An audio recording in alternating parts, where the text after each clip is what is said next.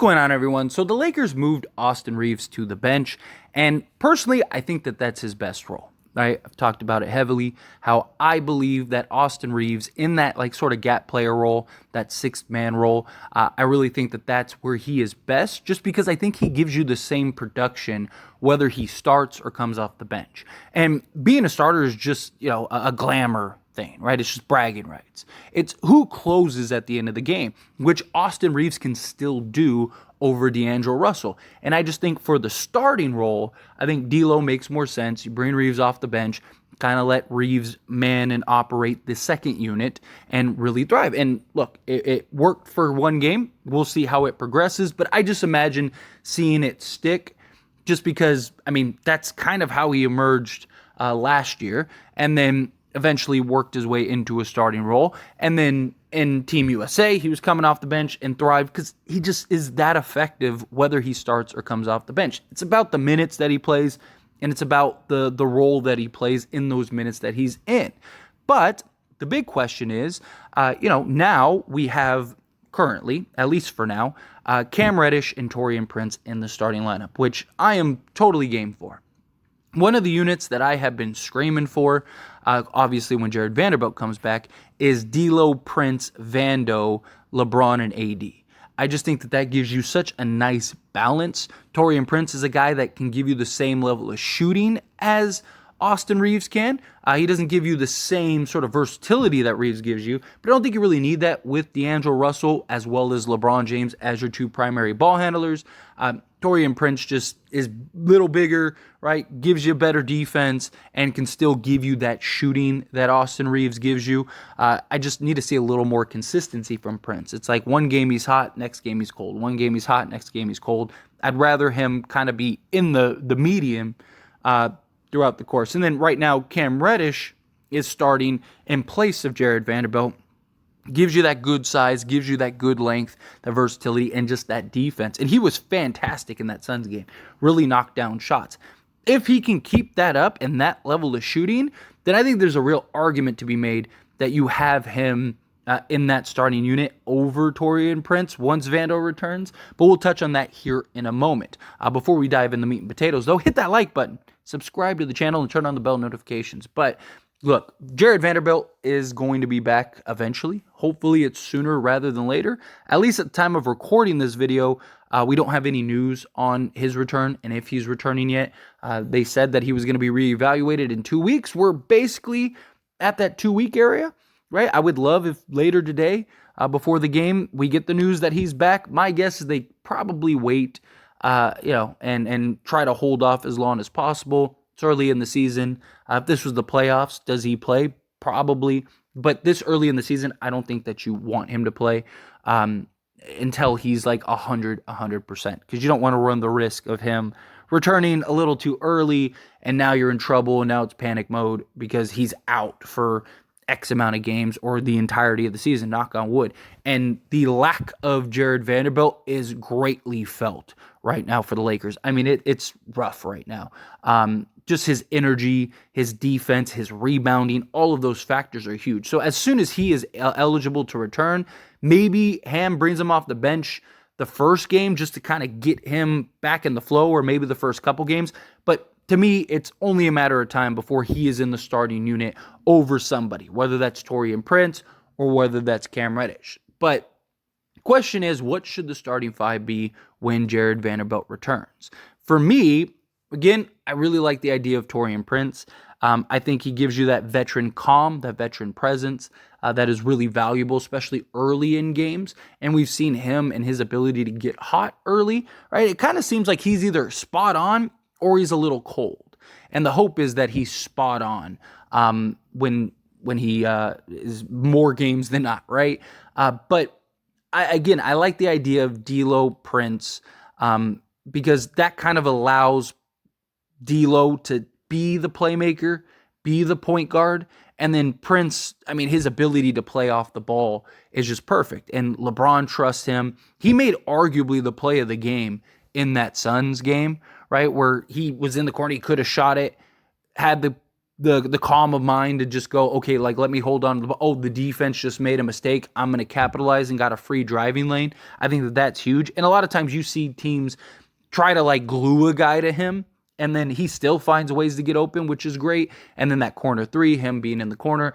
To me, if Jarred Vanderbilt, hopefully he can give you around 34 to 36%, which would be great. Like that's around league average. League average is about 35%. So if he could be league average, then that would just be that much more impactful. But I also think like Taurean Prince, he gives you more defense than what Reeves gives you, and Jarred Vanderbilt is going to make up for so much of the defense that I think that there's an argument of like, okay, let's get more offensive power in there with a Taurean Prince, give you a little more firepower out on the perimeter, kind of get off to better starts, hopefully.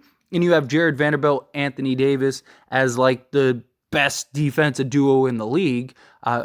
Look at last year. We went from middle of the pack to literally the number one defense in the league as soon as we got Jarred Vanderbilt. So I think the argument of like, having that firepower, I think just makes a lot of sense for the Lakers. But in the same breath, there is a real argument for Cam Reddish. And this is kind of what I want to highlight and talk about a little more, is like Jarred Vanderbilt and Cam Reddish would make, with Anthony Davis, a terrifying defensive duo, right? And even if you don't start them, I definitely think you need some moments with both of these guys on the court. I really want to see what that looks like. Are we just like absolutely suffocating defensively? Because Cam Reddish is just size, athleticism, versatility, as well as Jarred Vanderbilt. Now, Cam Reddish obviously isn't the elite level defender that Jarred Vanderbilt is, but he's been very good defensively. And has had some extremely tough assignments that he's held his own on in a lot of ways. And just making guys work. A lot of people go, oh, well, Kevin Durant did this, or, Kawhi did that. Like, you're talking about Kevin Durant. You're talking about like Kawhi Leonard. Right? You're never going to stop those guys, but can you make them work? Can you make it difficult? And both times we played the Phoenix Suns, guess what? Kevin Durant ran out of gas, and it ended up helping us win the game both times. That Kawhi Leonard game, right? Kawhi shot the lights out. He made his first 6 field goals and gave you, I think, 20 in the first. And then it was just all downhill the rest of the way. He gave you 18 the rest of the way and took like 25 shots or something like that. So Cam Reddish did his job. Kawhi got off to a fast start. Reddish kept getting after it, and eventually he wore down, and we were able to win that game. So to have Reddish and Vando out there just patrolling the perimeter, and then Anthony Davis down in the interior, that would just be a beautiful thing to see, right? And you would be able to just make up for so much on the defensive side and the size that you would have, right? I talked about Taurean Prince is slightly bigger than Reeves. Well, Reddish is slightly bigger than Prince. So now you go from like 6'5" to like 6'8" with like a 7'1" wingspan. Like that's just a big difference. The concern is the lack of shooting from Cam Reddish and Jarred Vanderbilt, right? Now, if D'Lo can get back to 40% from 3, then I don't think that that's as much of a concern, just because now you have him. If LeBron can kind of be where he's at, right? Like having these games and just a little more consistency. So if he could be around, 36%, then maybe you could get away with it. But my concern would be that, you got LeBron who's like 31, 32%, Vando who's, if we're going off of last year, 30%, and Cam Reddish who's usually like 30, 31%. That would be tough.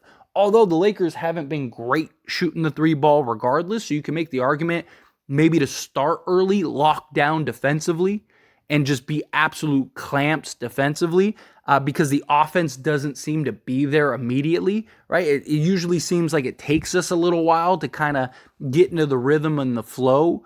And so I do think that there is an argument to be made that like, okay, like we need to at least be competitive and stay in these games in the first and second quarter because it's taking us till the third and fourth to really get our offense going. Then maybe you just kind of focus in and hone in on the defensive side And then hopefully that can kind of keep you in the game. You score enough points in between, and then there you go. You're off to the races in the second half, that'd be. But in a perfect world, if Reddish and Vando can both shoot like, again, 35 to 36%, which is only league average. I'm not asking them to shoot elite. I'm just asking them to shoot enough to where teams have to respect it. Maybe even like 34, 35%. It would be hard to not go with Reddish, right? Because then at that point, it's like, yeah, you're like average shooting the three ball, but you are far and away probably the best defensive team in the league. And that size and the ability to rebound, because you could have Reddish crashing the board, Vanderbilt crashing the board, Anthony Davis, you kind of get some help on that end, especially LeBron James. I mean, your smallest guy would be, D'Angelo Russell at 6'5", and he has like a 6'10" wingspan. And then beyond that, everyone else is like 6'8" and above. Right? Like, that's really hard to score on a team like that. Like, really hard.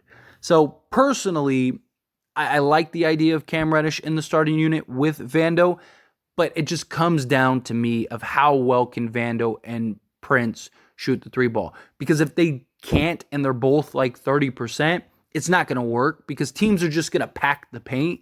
And then that's going to make it more difficult for LeBron to score. It's going to make it more difficult for Davis to score. But if these guys can be enough to where you have to respect it, well, then now you're talking about, and I'm not even talking about Reddish going like 5 of 8 from 3 or like Vando going 5 for 8 for 3. But like if they can knock down 2 or 3 threes a game each, then now that's enough to where teams are going to have to respect it. And I think that you could kind of go that route. But personally, I still lean towards Prince because I just think, one, you'll get, like I mentioned, that veteran presence. On top of the veteran presence, you get the three-point shooting. You still get, good defense. It's not as good as Cam Reddish has been defensively, but it's still pretty good. And look, Taurean Prince was arguably the best person on Kevin Durant in that Suns game, at least early on. He was really getting after it. So I like the idea. So personally, I would probably go with Taurean Prince, but if Reddish can keep this hot shooting and can shoot around 36%, I almost feel like you have no choice but to start Reddish. Even if Prince kind of still might be the better option, I just think the size and the athleticism and just the defense that you would have, I just think would be the top in the league. But anyway, as always, this is a discussion, so I pass the question to you. Let me know your thoughts and opinions down in the comments below. What do you think? How do you feel? Do you agree? Do you think you go with Prince, or do you think, no, you got to go with Reddish? Do you think it has to do with, like, hey, you have to knock down threes at a respectable clip? Again, however you feel, whatever your thoughts are, I'd love to hear it. Let me know down in the comments below.